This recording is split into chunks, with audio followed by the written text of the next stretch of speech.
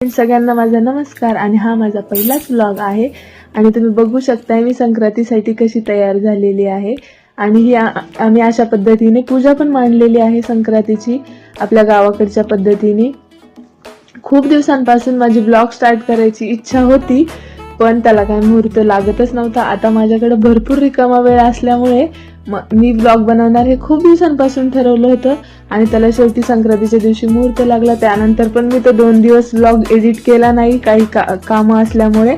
आणि आता हा व्लॉग जो तुम्ही जो व्हिडिओ बघताय त्या माझ्या सासूबाई म्हणजे आत्याबाईंनी शूट केलेला आहे आणि त्या मला सांगत होत्या संक्रांतीची पूजा अशी करा तशी करा। इथं बऱ्याच जणी अशा असतील की ज्यांना भरपूर वेळा संक्रांतीची पूजा करून पण त्या विसरलेल्या असतील की काय बोलायचं काय म्हणायचं किंवा कसं करायचं काही लक्षात राहिलेलं नसेल। तसंच माझं पण झालं आणि मग काय आपल्या आत्याबाई आपल्याला सांगत होत्या की अशी पूजा कर तशी कर आणि मी तशी पूजा करत होते।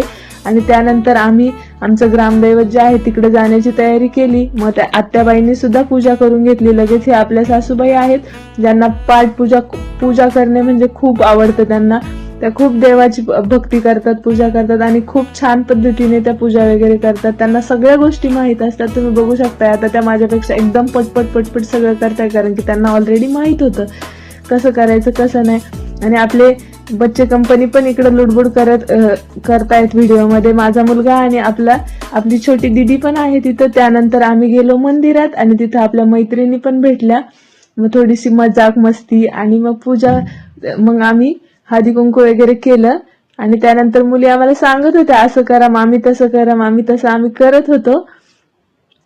व्हिडिओ जरा ब्लर आलेला आहे बाहेर काढल्यामुळे। Thanks for